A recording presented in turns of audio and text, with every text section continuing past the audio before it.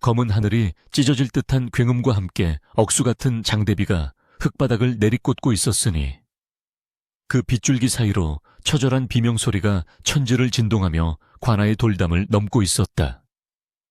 놓으시오 제발 이것 좀 놓으란 말이오. 내 몸에 손대지 마라 이놈들아.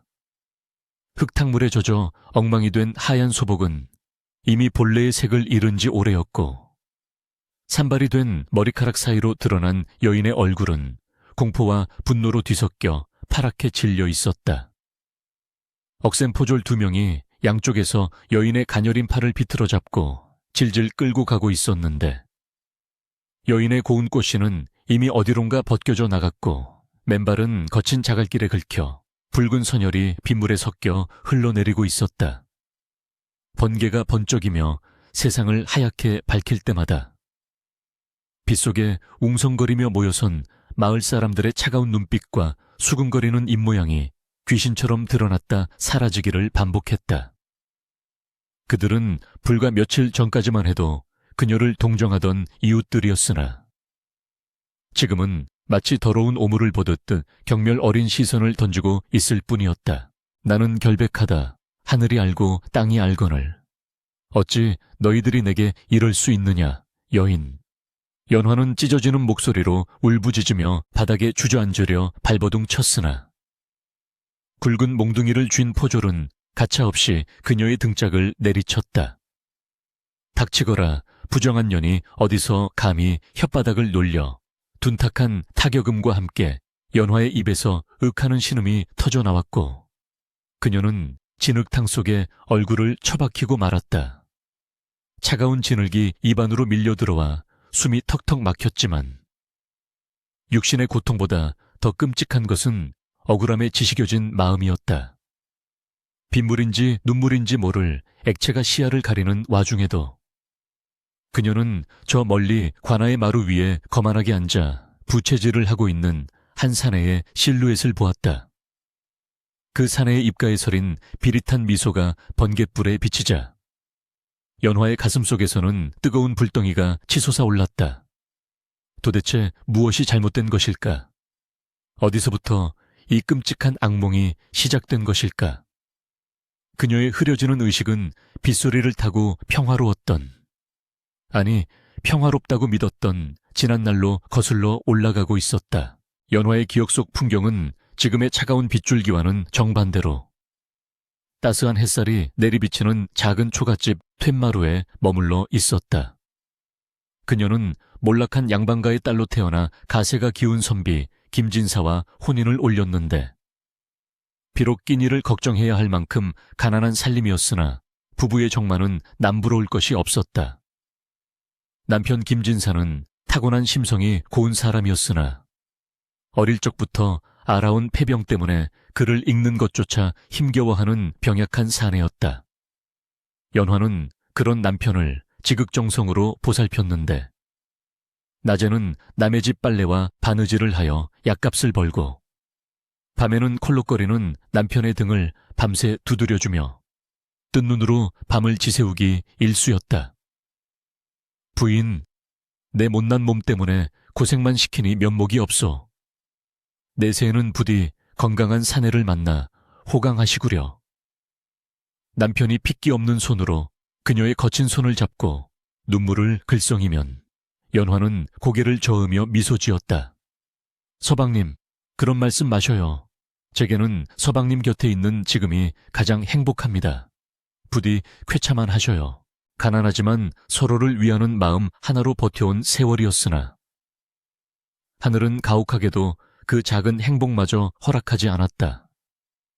지난달부터 남편의 기침소리가 심상치 않게 깊어지더니 급기야 각혈을 하며 쓰러지고 만 것이었다. 연화는 자신이 가진 폐물을 모두 팔아 용하다는 의원을 불러오고 비싼 약재를 구해 다려 먹였으나 꺼져가는 생명의 불씨를 되살리기에는 역부족이었다.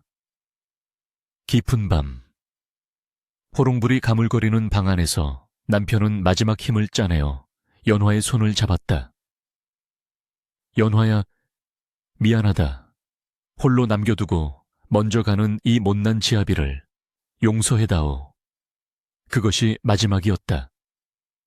남편의 손이 툭 하고 힘없이 떨어지자 연화는 소리조차 지르지 못하고 남편의 가슴에 얼굴을 묻은 채 오열했다. 세상의 전부가 무너져 내리는 듯한 절망감이 그녀를 집어삼켰고 초가집 밖에서는 구슬픈 부엉이 울음소리만이 그녀의 통곡을 대신해주고 있었다. 장례는 초라하게 치러졌다. 찾아오는 조문객이라곤 마을의 몇몇 이웃들 뿐이었는데 그 쓸쓸한 빈소의 뜻밖의 인물이 들이닥친 것은 발인 전날 밤이었다.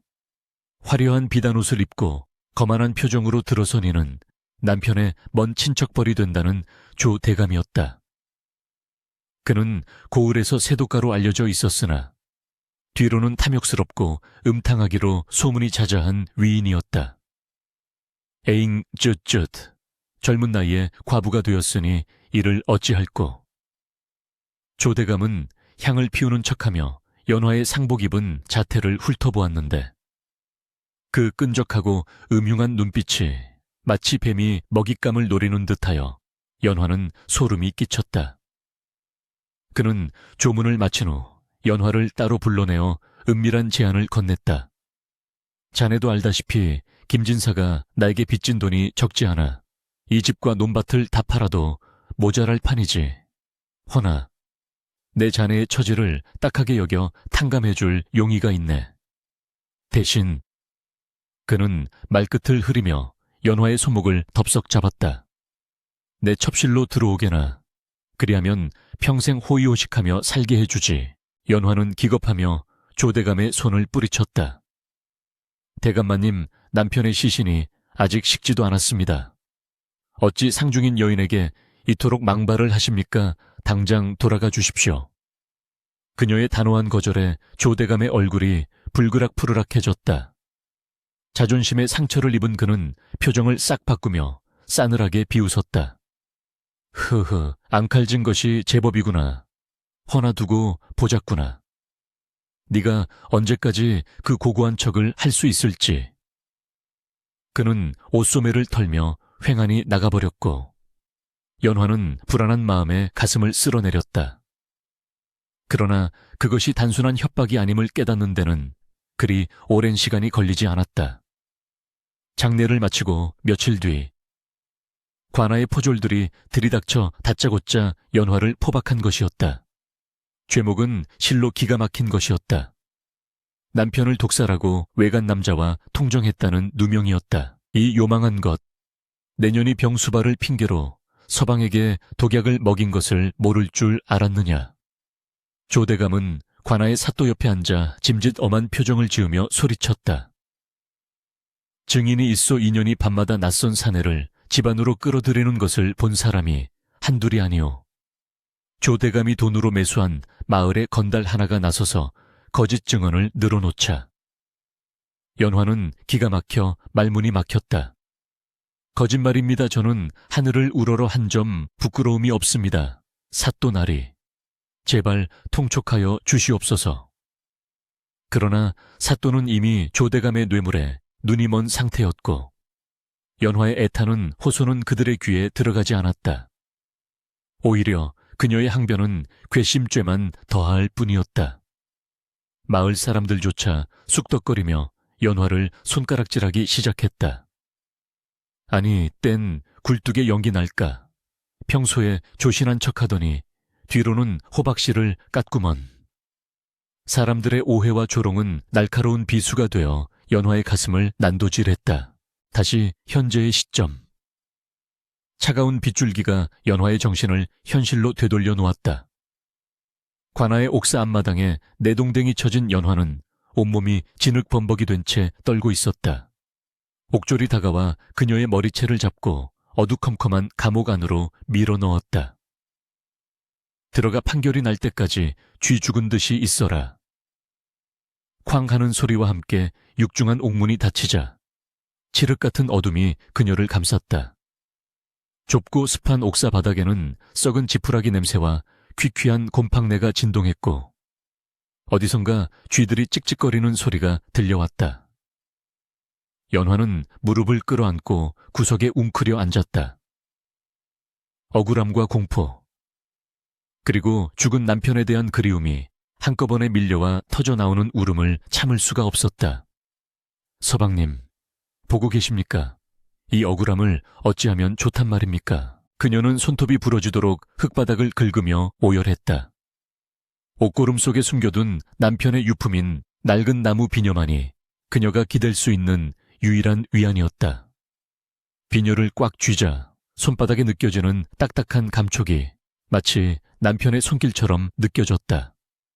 그때 옥사 밖에서 누군가의 발자국 소리가 들려오더니 쇠창살 사이로 희미한 등불빛이 새어 들어왔다. 쯧쯧, 꼴이 말이 아니구나. 그러게 내 말을 고분고분 들었으면 좋았을 것을. 익숙하고도 소름 끼치는 목소리, 바로 조 대감이었다. 그는 옥졸에게 엽전 몇 잎을 쥐어주며 자리를 비키게 한 뒤 비열한 웃음을 흘리며 연화를 내려다보았다. 지금이라도 늦지 않았다. 내 앞에서 무릎 꿇고 살려달라고 빌면 목숨만은 부지하게 해주마. 물론 내 첩이 된다는 조건 해 말이다. 연화는 고개를 들어 조 대감을 노려보았다. 어둠 속에서도 그녀의 눈동자는 형형하게 빛나고 있었다. 죽음보다 더한 치욕을 안겨준 원수 앞에서 그녀는 두려움 대신 알 수 없는 오기가 솟구치는 것을 느꼈다. 찢어진 입술을 깨물며 그녀는 피 섞인 침을 조대감의 비단 신발에 뱉었다. 더러운 놈, 내 비록 이곳에서 죽어 귀신이 될지언정 내 놈의 더러운 욕심은 채워주지 않을 것이다. 하늘이 두렵지 않으냐? 조대감의 얼굴이 일그러지며 그는 쇠창살을 걷어찼다. 이 독한 년 그래, 어디 끝까지 버텨보거라. 내년이 피눈물을 흘리며 내 바짓가랑이를 잡고 매달릴 날이 올 것이다. 그가 씩씩거리며 사라진 뒤 다시금 정막이 찾아왔다. 빗소리는 여전히 거세게 몰아치고 있었고 연화는 차가운 돌바닥에 쓰러지듯 누웠다. 몸은 만신창이가 되었지만 그녀의 마음속 깊은 곳에서는 꺼지지 않는 불꽃이 타오르기 시작했다. 이것은 끝이 아니었다. 죽은 남편의 명예와 자신의 결백을 위해서라도 그녀는 반드시 살아남아야만 했다. 칠흑 같은 어둠 속에서 복수의 서막은 그렇게 조용히 그러나 치열하게 오르고 있었다. 축축한 곰팡내와 섞인 피비린내가 코끝을 찌르는 옥사의 새벽은 잔인할 만큼 차갑게 밝아오고 있었으니 흙바닥에 널브러진 연화의 몸은 고열로 인해 불덩이처럼 달아올라 헛소리를 중얼거리고 있었다. 지난밤 포졸들의 모진 매질로 찢어진 등과 다리의 상처는 골마 터져 진물이 흘러나와 옷감과 살점이 엉겨 붙어 있었고 그녀가 몸을 뒤척일 때마다 끔찍한 고통이 전신을 휘감아 식은땀이 비오듯 쏟아졌다. 의식과 무의식의 경계를 넘나드는 그녀의 귓가는 남편의 기침소리와 조대감의 비열한 웃음소리가 뒤섞여 환청처럼 들려왔고 그때마다 그녀는 화들짝 놀라며 허공을 향해 손을 휘저었다. 감옥을 지키던 옥졸 하나가 시끄럽다는 듯 쇠창살을 곤봉으로 탕탕 내리치며 고함을 질렀다. 에이, 재수없게 아침부터 곡소리야. 죽으려거든 조용히 죽을 것이지. 왜 남의 단잠을 깨우고 난리야. 그 거친 고함 소리에 연화는 번쩍 눈을 떴으나 눈앞에 펼쳐진 것은 여전히 절망적인 어둠과 차가운 쇠창살뿐이었다. 목이 타들어가 갈라진 입술 사이로 물 좀 주시오 라는 희미한 신음이 새어나왔으나 옥졸은 들은 채도 하지 않고 먹다 남은 주먹밥 덩어리를 흙바닥에 툭 던져줄 뿐이었다. 흙과 먼지가 잔뜩 묻은 그 주먹밥은 개에게나 던져줄 법한 것이었으나 그것이 지금 그녀에게 허락된 유일한 양식이라는 사실이 더욱 비참하게 느껴졌다. 시간이 얼마나 흘렀는지 가늠조차 할 수 없는 감옥 안에서의 시간은 더디게만 흘러갔고 연화의 육체는 시시각각 무너져 내리고 있었다. 조대감은 직접적인 고문 외에도 교묘한 방법으로 연화의 숨통을 조여왔는데 그것은 바로 옥졸들을 매수하여 그녀를 철저히 고립시키고 정신적으로 피폐하게 만드는 것이었다. 옥졸들은 수시로 연화의 간방 앞을 지나가며 일부러 큰 소리로 마을의 소문을 떠들어대곤 했다. 자네 그거 들었나 김진사댁, 그 요망한 년 말일세. 글쎄, 남편이 죽자마자 숨겨둔 정부랑 야반도주를 하려다 잡혔다지 뭔가. 어허, 말세로다 말세야. 겉으로는 열려인 척하더니 속은 능구렁이가 들어앉아 있었구먼. 그 불쌍한 김진사만 억울하게 눈을 감았지.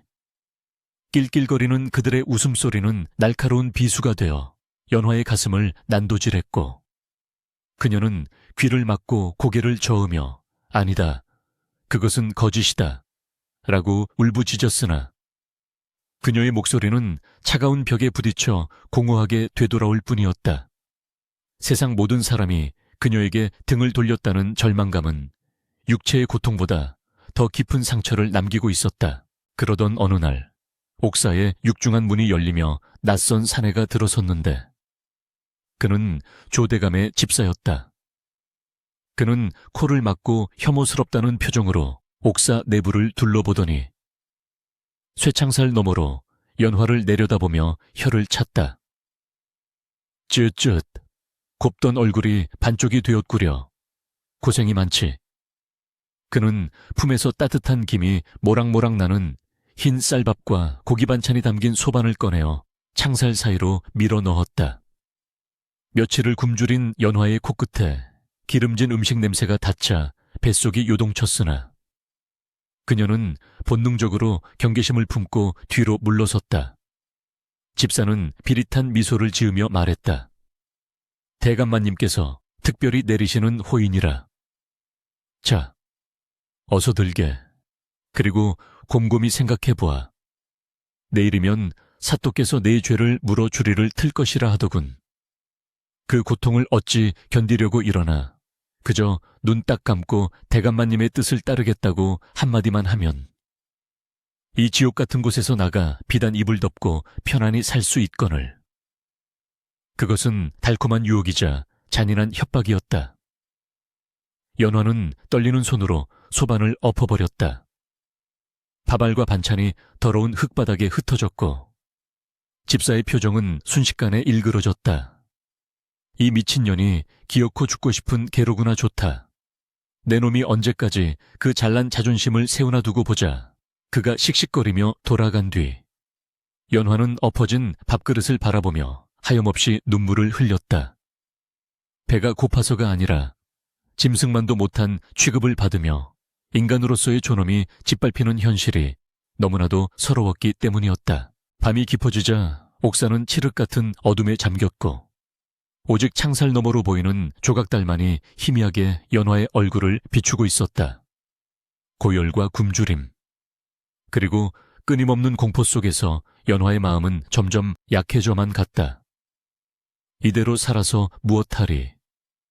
어차피 세상은 나의 결백을 믿어주지 않을 것이고 나는 부정한 여인으로 낙인 찍혀 고통 속에 죽어갈 텐데. 죽음이라는 유혹이 달콤하게 그녀를 손짓하고 있었다. 차라리 깨끗이 목숨을 끊어 저승에 있는 남편 곁으로 가는 것이 이 고통을 끝내는 유일한 길처럼 보였다. 그녀는 떨리는 손으로 품속에 숨겨두었던 깨진 사기 조각을 꺼내들었다. 낮에 밥그릇이 엎어질 때 몰래 챙겨둔 날카로운 조각이었다. 손목에 차가운 날을 갖다 대자 핏줄이 팔딱거리는 것이 느껴졌다. 서방님, 조금만 기다리세요. 연화가 갑니다. 눈을 질끈 감고 힘을 주려는 찰나. 갑자기 뱃속 깊은 곳에서 형언할 수 없는 울렁거림이 치밀어 올랐다. 욱, 욱, 참을 수 없는 구역질이 밀려와 그녀는 사기 조각을 떨어뜨리고 바닥에 엎드려 헛구역질을 했다. 위액이 넘어올 듯 속이 뒤집히는 고통에 눈물이 핑 돌았다. 한참을 그렇게 웅크리고 거친 숨을 몰아쉬던 연화의 머릿속에 문득 스치는 생각이 있었다. 이 느낌은 설마. 그녀는 떨리는 손을 아랫배에 가만히 가져다 대었다. 생각해보니 달거리가 멈춘 지 두어 달이 지나 있었다. 남편이 병석에 눕기 전 서로의 애틋한 마음을 확인했던 그 마지막 밤이 떠올랐다. 병약했던 남편이 온 힘을 다해 그녀를 안아주었던 그 밤. 그때 새로운 생명이 잉태되었던 것이다. 전율과도 같은 깨달음이 머리부터 발끝까지 관통했다.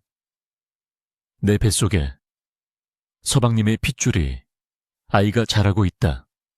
죽음의 문턱에서 발견한 생명의 징후는 그녀의 모든 것을 송두리째 뒤흔들어 놓았다. 그녀는 멍하니 자신의 배를 쓰다듬었다.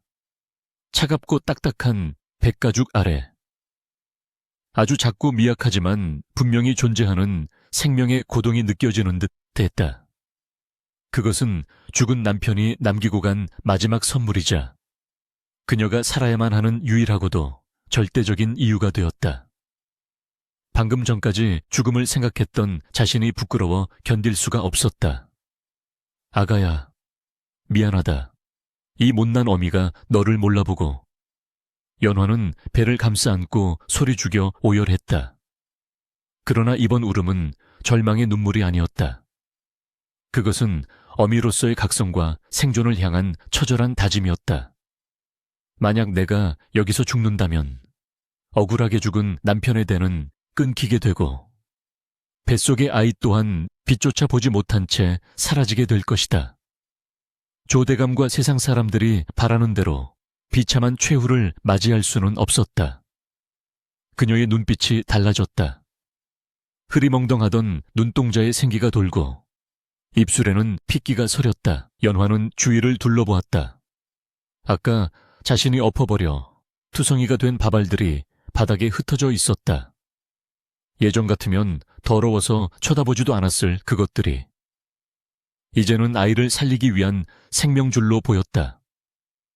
그녀는 주저없이 바닥을 기어가 떨어진 밥알을 하나하나 주워 입으로 가져갔다. 흙이 씹히고 모래가 서걱거렸지만 그녀는 아랑곳하지 않고 꾸역꾸역 밥알을 삼켰다. 목이 메어 캑캑거리면서도 멈추지 않았다. 살아야 한다. 무슨 수를 써서라도 살아남아 이 아이를 낳아야 한다. 그리고 반드시 복수하리라. 흙 묻은 밥을 씹어 삼키는 그녀의 얼굴은 기괴하면서도 성스러웠다. 옥사 밖에서는 여전히 바람이 불고 있었지만 연화의 마음속에는 그 누구도 꺼뜨릴 수 없는 강렬한 불꽃이 타오르기 시작했다. 그녀는 이제 더 이상 가냘픈 여인이 아니었다. 자식을 지키기 위해 기꺼이 악귀라도 될 준비가 된 강인한 어미였다. 그날 밤 연화는 옥사 한 구석에 웅크려 앉아 조용히 계획을 세우기 시작했다. 지금 당장 임신 사실을 알리면 조대감은 후환을 없애기 위해 뱃속의 아이마저 해치려 들 것이 분명했다. 혹은 아이를 볼모로 삼아 첩이 되라고 협박할 수도 있었다. 그러니 이 사실은 철저히 비밀에 붙여야 했다. 배가 불러오기 전까지 시간을 벌어야 했고 그 사이에 이 지옥을 빠져나갈 방법을 찾아야만 했다. 그녀의 시선이 옥졸들이 입고 있는 낡고 해진 관복에 머물렀다. 그녀의 유일한 재주인 바느질. 그것이 어쩌면 이 칠흑 같은 어둠을 뚫고 나갈 바늘구멍이 되어줄지도 모른다는 생각이 스쳤다.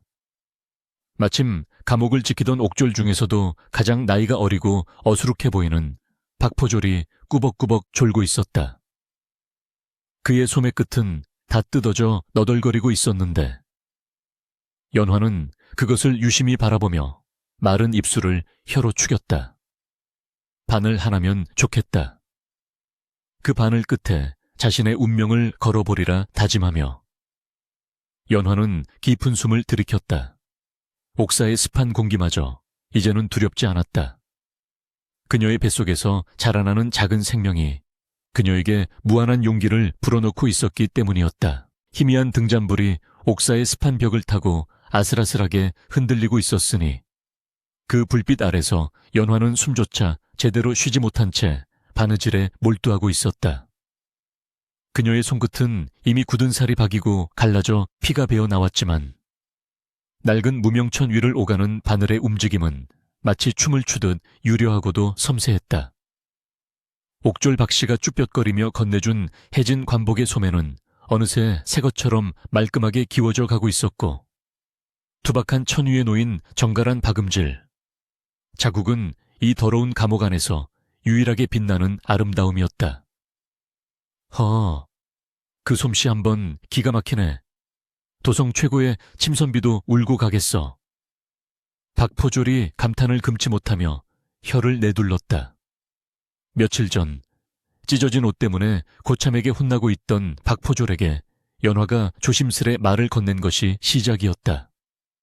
그녀는 자신의 유일한 무기인 바느질 솜씨를 이용해 옥졸들의 환심을 사기 시작했다.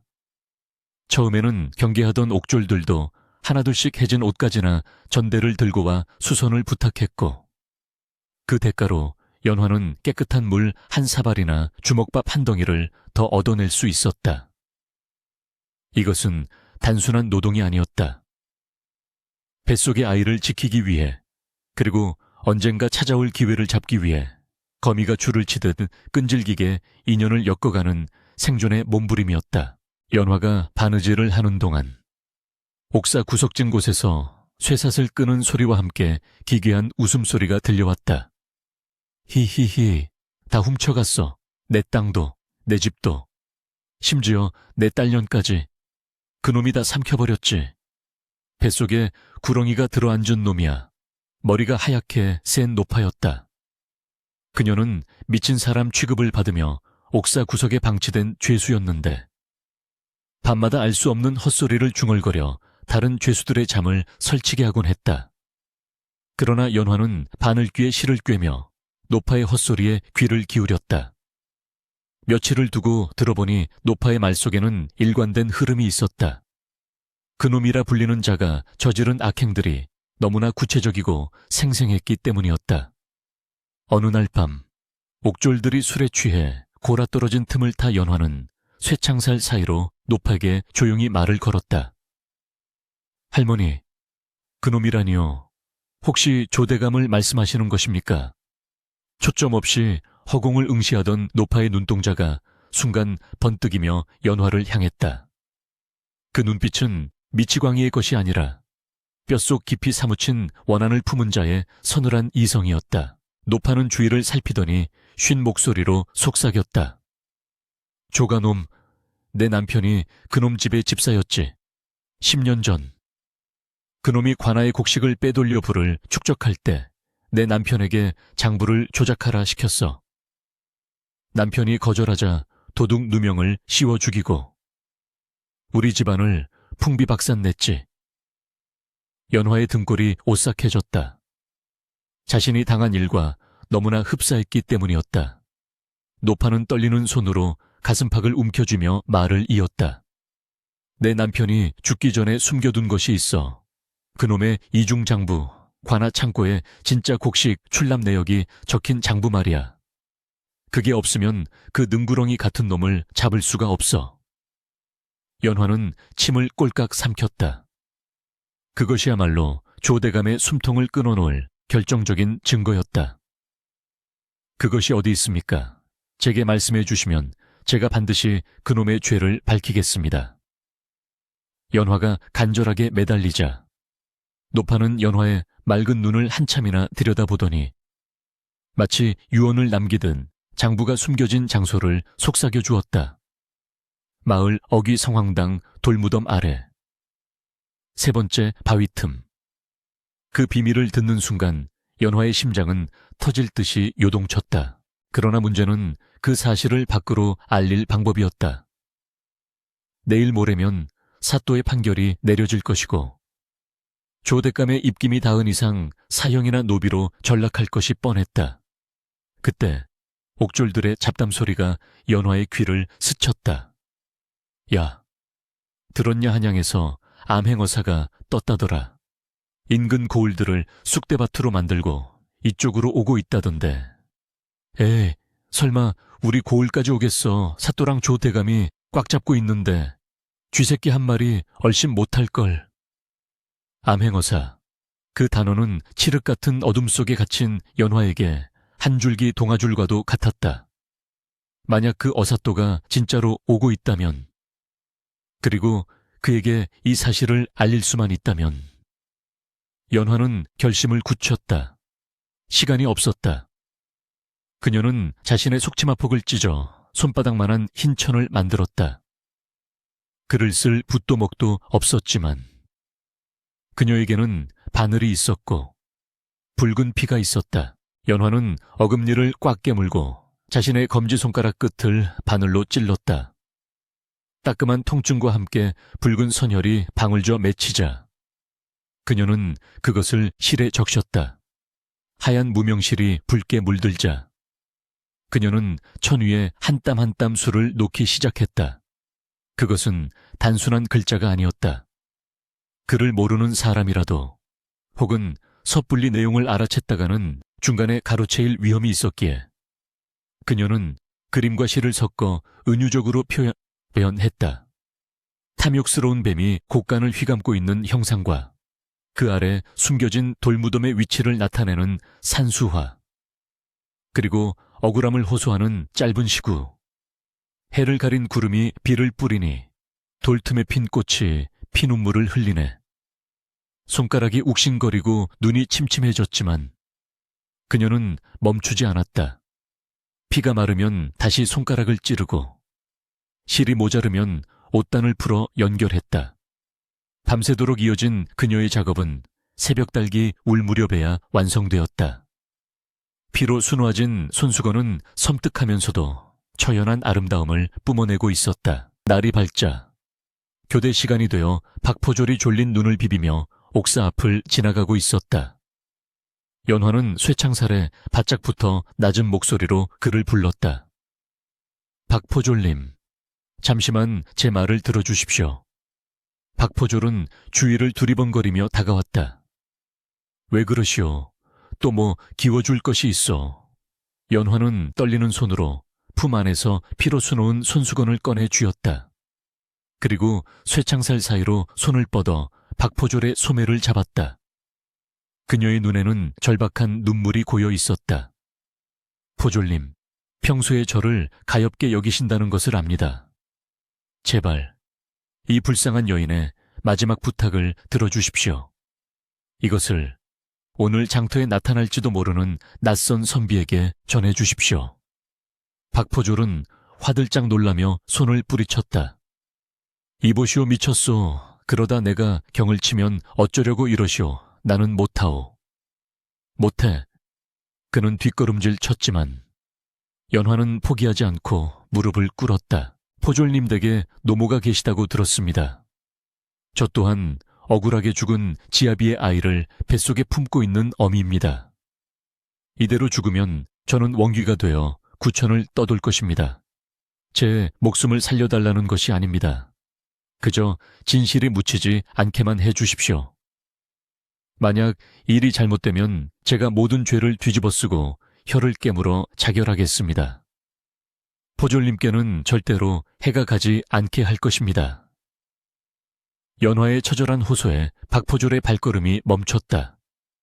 그는 갈등하는 표정으로 연화의 배와 그녀의 눈물을 번갈아 보았다. 그 또한 조대감의 횡포에 시달리며 겨우 입에 풀칠하며 사는 가난한 백성이었다.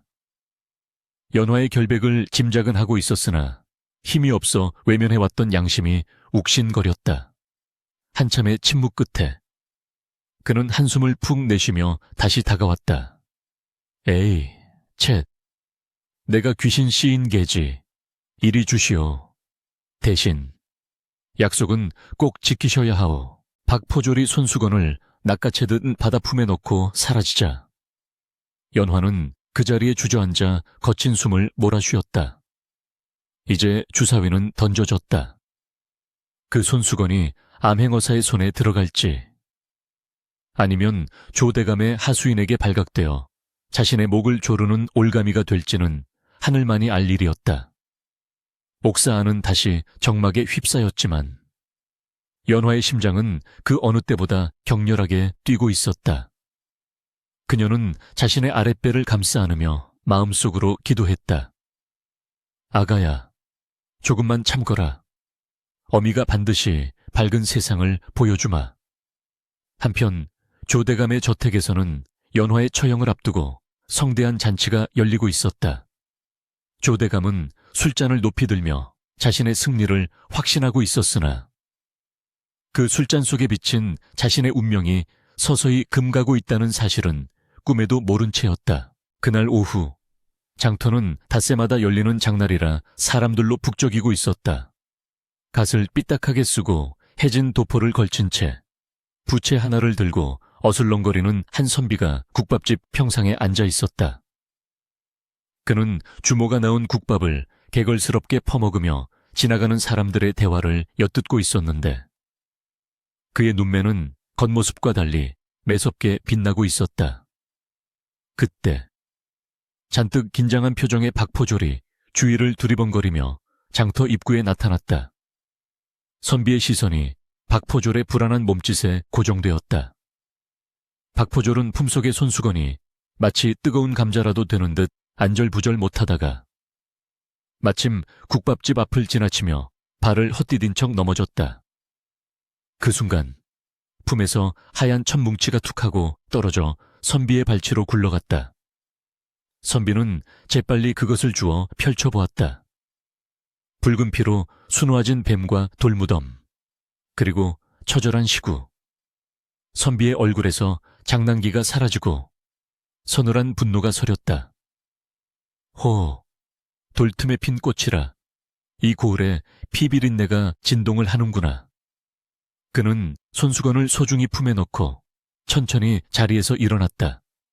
바람이 불어와 그의 옷자락을 휘날렸고 저 멀리 관아 쪽에서는 심판의 시간을 알리는 북소리가 둥둥 울려 퍼지기 시작했다. 둥둥둥, 둥둥둥.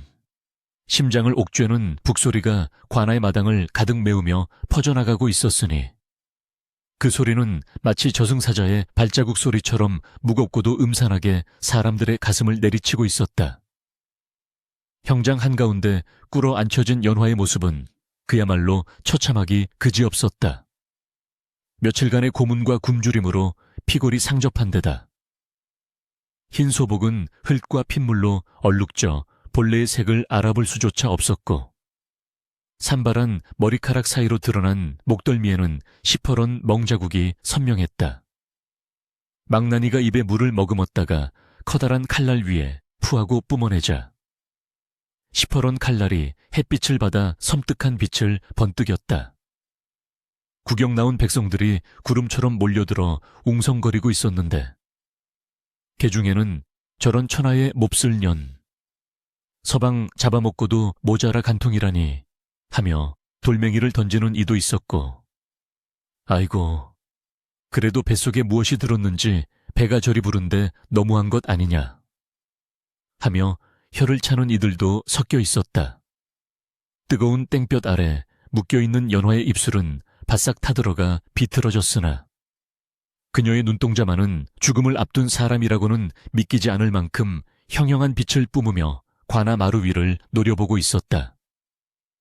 그녀의 시선 끝에는 느긋하게 부채를 붙이며 이 상황을 즐기고 있는 조대감과 귀찮은 듯 하품을 해대는 고을 사또가 앉아 있었다. 조인 김씨는 듣거라 내 죄가 명백히 드러났음에도 끝까지 오리발을 내밀며 관아를 능멸하였으니 그 죄는 죽어 마땅하다. 마지막으로 할 말이 있느냐? 사또가 굵은 목소리로 호통을 치자 연화는 고개를 뻣뻣이 들고 피 섞인 목소리로 외쳤다. 사또날이 하늘이 보고 계십니다. 제 목을 칠 수는 있어도 진실을 덮을 수는 없을 것입니다. 내 피가 땅에 스며들어 천년만년 이 땅의 억울함을 증거할 것이니 그때 가서 후회한들 무슨 소용이 있겠습니까? 그녀의 서슬 퍼런 외침에 구경꾼들이 잠시 조용해졌다. 조대감은 미간을 찌푸리며 사또에게 속삭였다. 사또, 저 요망한 년의 혀가 길어질수록 민심만 흉흉해질 뿐이오. 어서 형을 집행하여 본보기를 보이시지요. 사또는 조대감의 눈치를 살피더니 고개를 끄덕이며 판결통에서 붉은 처형패를 꺼내 들었다. 여봐라, 더 이상 들을 가치도 없다. 당장 저 년의 목을 쳐라.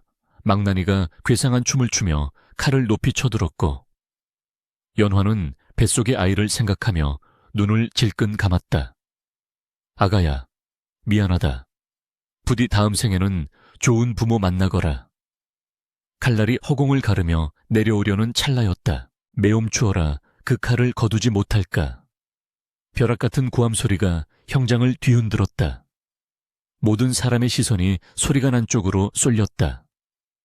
관아의 대문을 박차고 들어온 것은 다름 아닌 며칠 전 장터에서 국밥을 먹던 그 허름한 선비였다. 여전히 갓은 삐뚤어지고 옷은 남루했으나 그가 뿜어내는 기세는 태산과도 같았다. 사또는 기가 막힌다는 듯 코웃음을 쳤다. 어디서 굴러먹던 미친 거지가 감히 신성한 재판장에 난입하다니 여봐라. 저놈을 당장 끌어내어 매우 쳐라. 포졸들이 창을 겨누며 선비에게 달려들자 선비는 품속에서 번쩍이는 무언가를 꺼내 높이 쳐들었다. 황금빛으로 빛나는 그것은 5마리의 말이 새겨진 마패였다. 햇빛을 받은 마패가 눈부신 광채를 뿜어내자 달려들던 포졸들은 벼락이라도 맞은 듯 그 자리에 얼어붙고 말았다. 암행거사 출두야. 선비의 우렁찬 외침과 함께 관아의 담장 너머와 대문 밖에서 수십 명의 역졸들이 몽둥이와 포승줄을 들고 벌떼처럼 쏟아져 들어왔다. 암행어사 출두야 관아, 문을 닫고 개미새끼 한 마리도 빠져나가지 못하게 하라. 순식간에 관아는 아수라장이 되었다. 넋을 잃고 구경하던 백성들은 혼비백산하여 길을 터주었고 거만하게 앉아있던 사또와 조대감의 얼굴은 사색이 되어 덜덜 떨리기 시작했다. 사또는 허둥지둥 자리에서 내려와 마당에 넙죽 엎드렸고 도망치려던 조대감은 역졸들에게 뒷덜미가 잡혀 질질 끌려 나왔다. 암행어사는 뚜벅뚜벅 걸어와 사또의 자리인 동원 마루에 앉았다. 그의 눈빛은 더 이상 장터의 한량 같은 모습이 아니었다. 서리빨 같은 위엄이 서린 진짜 심판관의 모습이었다. 고을 수령이라는 자가 탐관오리와 결탁하여 죄 없는 백성을 핍박하고 뇌물을 받아먹었으니 내 죄를 네가 알렸다. 어사의 호통의 사또는 죽여주시옵소서. 소인은 그저 조대감이 시키는 대로 했을 뿐이옵니다. 하며 비굴하게 머리를 조아렸다. 어사의 시선이 밧줄에 묶인 조대감에게로 옮겨갔다. 조대감은 억지로 당당한 척 고개를 들고 소리쳤다. 이보시오. 어사 양반 아무리 어사라 해도 증거도 없이 양반을 이리 능욕해도 되는 거요. 내가 무슨 죄를 지었다고 이러는 거요. 어사는 싸늘하게 비웃으며 품에서 하얀 천뭉치를 꺼내 던졌다. 그것은 연화가 피로 수놓은 손수건이었다. 내 놈이 눈이 있다면 이것을 보거라. 옥중에 갇힌 여인이 피눈물로 고발한 내 놈의 악행이다. 조대감은 흠칫 놀랐으나 이내 오리발을 내밀었다. 이런 천조각이 무슨 증거가 된단 말이오. 저 년이 앙심을 품고 꾸며낸 짓이 분명하오. 그러자 어사는 손짓을 하여 역졸 하나를 불렀다. 역졸은 흙이 잔뜩 묻은 낡은 장부책 꾸러미를 조대감의 눈앞에 들이밀었다. 이래도 발뺌할 테냐. 내 놈이 10년 전 죽인 집사의 아내가 알려준 성황당 돌무덤 아래서 찾아낸 이중장부다. 관아의 곡식을 빼돌려 내 뱃속을 채우고 가짜 장부를 만들어 상부에 보고한 내역이 여기 낱낱이 적혀 있느니라. 결정적인 증거 앞에 조대감의 얼굴은 흙빛으로 변했다. 다리가 풀려 주저앉은 그는 입술을 달달 떨며 아무 말도 하지 못했다. 어사는 계속해서 죄목을 나열했다. 내 놈은 탐욕에 눈이 멀어 친척인 김진사의 재산을 가로채고자 멀쩡한 사람을 빚쟁이로 만들고 그 부인에게 누명을 씌워 죽이려 했으며 과거에도 수많은 양민의 고혈을 빨아먹었다. 국법이 지엄하거늘 내 놈 같은 탐관오리를 살려두면 나라의 근간이 흔들릴 것이다. 어사의 추상 같은 판결이 내려지자 구경하던 백성들 사이에서 환호성이 터져 나왔다. 와, 암행어사 만세, 저 나쁜 놈이 드디어 벌을 받는구나. 아이고, 속이 다 시원하다. 내 이날을 얼마나 기다렸던가. 백성들은 눈물을 흘리며 만세를 불렀고 그 소리는 하늘을 찌를 듯했다. 조대감은 포승줄에 꽁꽁 묶여 형틀에 매달렸고 사또 역시 관복이 벗겨진 채 옥으로 끌려갔다. 어사는 자리에서 일어나 연화에게로 다가갔다. 그는 직접 칼을 꺼내어 연화를 묶고 있던 밧줄을 끊어주었다. 밧줄이 풀리자 연화는 힘없이 앞으로 고꾸라졌으나 어사가 재빨리 그녀를 부축해 안았다. 부인, 늦어서 미안하오. 내 부인의 그 지극한 정성과 용기가 아니었다면 이 거악을 뿌리 뽑지 못했을 것이오. 연화는 흐릿한 눈으로 어사를 올려다보았다. 며칠 전 옥조를 통해 전해준 손수건이 그리고 자신의 피 맺힌 기도가 하늘에 닿았음을 확인하는 순간이었다. 긴장이 풀리면서 참았던 눈물이 봇물 터지듯 쏟아져 나왔다. 어사나리, 감사합니다. 정말 감사합니다. 그녀는 말을 잇지 못하고 오열했다. 그것은 기쁨의 눈물이자 그동안 겪었던 모진 고초를 씻어내리는 정화의 눈물이었다. 어사는 자신의 도포를 벗어 연화의 어깨에 덮어주며 말했다. 이제 모든 것이 끝났소. 부인의 결백은 천하가 알게 되었고 빼앗긴 재산과 명예도 모두 되찾아 줄 것이오. 그러니 이제 안심하시오. 그때 군중 속에서 연화야 아이고 내 새끼 하는 울음소리와 함께 마을 안악들이 뛰쳐나왔다. 그들은 연화를 얼싸안고 함께 울어주었다. 우리가 미안해. 우리가 잘못했어. 그 흉흉한 소문에 눈이 멀어 널 믿어주지 못했구나. 이웃들의 진심 어린 사과의 연화는 고개를 끄덕이며 그들을 용서했다. 사람의 마음이란 갈대와 같아 쉽게 흔들리지만 진실 앞에서는 다시 제자리를 찾는 법임을 그녀는 알고 있었다. 한편 형틀에 매인 조대감은 곤장을 맞으며 비명을 질러댔다. 아이고, 나 죽네. 제발 살려만 주시오. 내 재산을 다 내놓겠소. 그러나 그의 비명은 백성들의 환호성에 묻혀 허공으로 흩어질 뿐이었다. 권불 10년이라 했던가. 하늘 높은 줄 모르고 날뛰던 권세가의 몰락은 한순간이었고 그 모습은 참으로 허망하기 그지없었다. 어사는 관아의 창고를 열어 굶주린 백성들에게 곡식을 나누어 주라 명했다. 조대감이 부정하게 축제한 재물 또한 몰수하여 원래 주인들에게 돌려주고 가난한 이들을 구제하는 데 쓰도록 했다. 관아 앞마당은 순식간에 축제의 장으로 변했다. 사람들은 덩실덩실 춤을 추며 어사의 공덕을 칭송했고 연화는 이웃들의 부축을 받으며 감에 올랐다. 가마가 움직이자 그녀는 조용히 배를 쓰다듬었다. 보이십니까? 서방님, 우리가 이겼습니다. 당신의 억울함이 풀렸고 우리 아이가 살아갈 세상이 조금은 맑아졌습니다. 맑게 개인 하늘에서는 따스한 햇살이 내려와 연화의 창백한 얼굴을 비추었고 어디선가 불어온 바람이 그녀의 눈물을 닦아주듯 부드럽게 스쳐 지나갔다. 지옥 같았던 고통의 시간은 가고 이제야 비로소 진정한 평화가 찾아오고 있었다. 그러나 연화는 알고 있었다. 이 승리는 끝이 아니라 아이와 함께 살아가야 할 새로운 삶의 시작이라는 것을, 그리고 그 삶은 이전보다 훨씬 더 단단하고 아름다울 것임을. 계절의 수레바퀴는 어김없이 돌아 피비린내 나던 관아의 마당에도 어느덧 하얀 매화꽃이 눈송이처럼 흩날리는 따스한 봄이 찾아왔다. 그 모진 삭풍과 폭설을 견뎌내고 기어이 꽃망울을 터뜨린 매화나무처럼 연화의 삶에도 뒤늦게나마 볕이 들기 시작했다. 조대감에게 빼앗겼던 기와집과 논밭은 암행어사의 판결로 모두 되찾았으나 연화는 그 화려한 기와집으로 돌아가기를 거부했다. 대신 그녀는 남편 김진사와 함께 신혼의 당금을 꾸었던, 비록 낡고 작지만 소중한 추억이 깃든 초갓집을 수리하여 살기로 마음먹었다.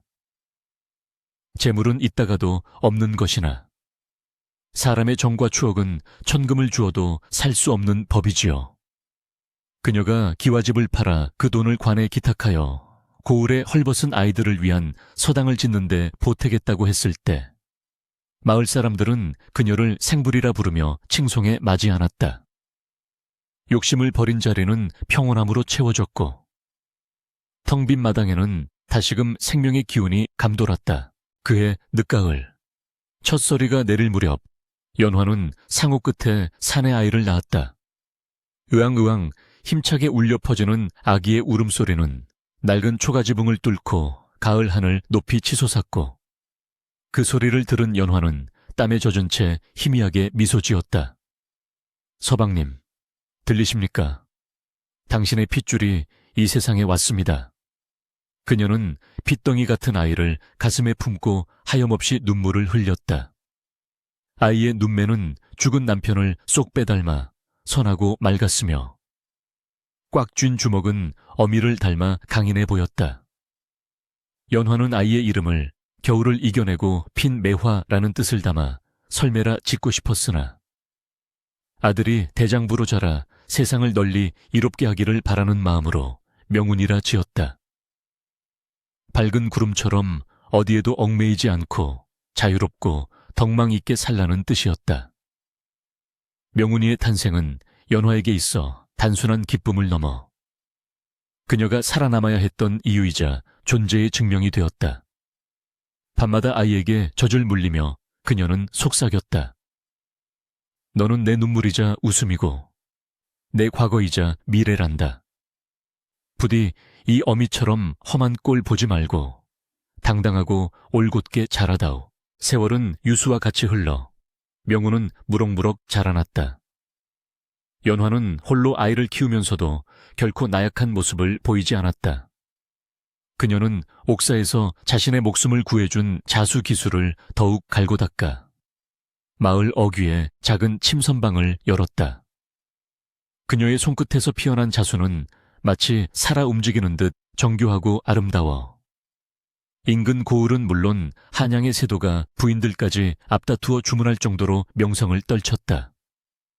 그러나 연화는 돈을 버는 데에만 급급하지 않았다. 그녀는 자신처럼 의지할 곳 없고 가난한 과부들이나 촌부들을 모아 무료로 자수를 가르쳤다. 여인이 기술 하나만 있어도 세상의 풍패에 휩쓸리지 않고 제 발로 설 수 있습니다. 배고픔에 굴복하여 자존심을 버리지 않도록 이 바늘 끝에 여러분의 혼을 담으십시오. 그녀의 가르침을 받은 여인들은 스스로 돈을 벌어 생계를 꾸릴 수 있게 되었고 연화의 침선방은 단순한 가게가 아니라 마을 여인들의 쉼터이자 배움터가 되었다. 어느 날 글공부를 마치고 돌아온 10살배기 명운이 진지한 얼굴로 연화에게 물었다. 어머니, 서당 아이들이 그러는데 우리 아버지가 억울하게 돌아가셨다고 하더군요. 그리고 어머니께서 그 원수를 갚으셨다고. 그것이 사실입니까? 연화는 하던 바느질을 멈추고 아들의 눈을 지그시 바라보았다. 언젠가는 해야 할 이야기였으나 막상 아이의 입에서 그 말을 들으니 가슴 한구석이 아려왔다. 그녀는 아들을 툇마루에 앉히고 지난날의 이야기를 담담하게 들려주었다. 가난했지만 행복했던 시절, 아버지를 잃은 슬픔, 그리고 조대감의 탐욕과 자신이 겪었던 옥살이, 암행어사와의 만남까지. 이야기를 듣는 내내 명운의 작은 주먹이 부들부들 떨렸고 눈가에는 그렁그렁한 눈물이 맺혔다. 어머니, 그토록 무섭고 힘드셨는데 어떻게 견디셨습니까? 연화는 아들의 손을 꼭 잡으며 말했다. 너 때문이었단다. 내 뱃속에 있는 너를 지켜야 한다는 일념 하나가 나를 짐승의 굴에서 걸어 나오게 만들었지. 명운아, 명심하거라. 세상에는 악한 자들이 많으나 그보다 더 강한 것은 진실과 사랑이다. 칼은 몸을 베지만 덕은 사람의 마음을 얻는 법이니라. 내 아버지는 비록 병약하셨으나 마음만은 누구보다 강건한 분이셨다. 너도 아버지를 닮아 부디 힘없는 이들을 굽어 살피는 사람이 되어다오. 어머니의 가르침을 가슴 깊이 새긴 명우는 학업에 정진하여 20살이 되던 해 과거 시험에 장원 급제하는 경사를 맞이했다. 금이 환영하여 고향으로 돌아온 날, 마을 입구에는 연화를 축하하는 현수막이 걸리고 온 동네가 잔치 분위기로 들썩였다. 관복을 입고 어사화를 꽂은 늠름한 아들이 집 앞마당에 들어서서 큰 절을 올리자 연화는 벅차오르는 감동을 주체하지 못하고 아들을 부둥켜 안았다. 장하다. 내 아들 하늘에 계신 내 아버지도 지금 이 모습을 보시고 덩실덩실 춤을 추고 계실 게다. 명우는 어머니의 거칠어진 손을 자신의 뺨에 비비며 말했다. 어머니, 이 영광은 모두 어머니의 피땀 어린 희생 덕분입니다. 소자는 어머니께서 보여주신 그 불굴의 의지를 평생의 지표로 삼아 백성의 눈물을 닦아주는 참된 관리가 되겠습니다. 그날 밤, 연화는 남편의 제사상 앞에 아들의 합격증을 올려놓고 술 한 잔을 따르며 오래도록 이야기를 나누었다. 서방님, 보셨죠? 우리 명훈이가 해냈습니다. 이제 당신도 무거운 짐 내려놓고 편히 쉬세요. 저도 이제는 다리 뻗고 잘 수 있을 것 같습니다. 또다시 수십 년의 세월이 흘러 연화의 머리에는 하얀 서리가 내려앉았고 얼굴에는 세월의 흔적인 주름이 깊게 패였다. 그녀는 이제 바늘을 잡기에는 눈이 침침해졌지만 여전히 마을의 큰 어른으로서 사람들의 존경을 한 몸에 받고 있었다. 명우는 조정의 높은 벼슬에 올랐음에도 틈만 나면 어머니를 찾아와 문안을 드리고 말동무가 되어 주었다. 어느 늦가을 저녁, 붉은 노을이 서산마루에 걸려 온 세상을 황금빛으로 물들이고 있을 때 연화는 아들의 부축을 받으며 툇마루에 앉아 지는 해를 바라보고 있었다.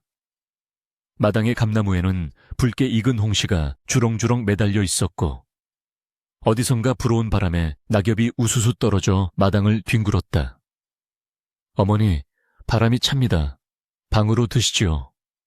명훈이 걱정스런 목소리로 권했으나 연화는 고개를 저으며 미소 지었다. 아니다. 이 저녁 볕이 참으로 좋구나.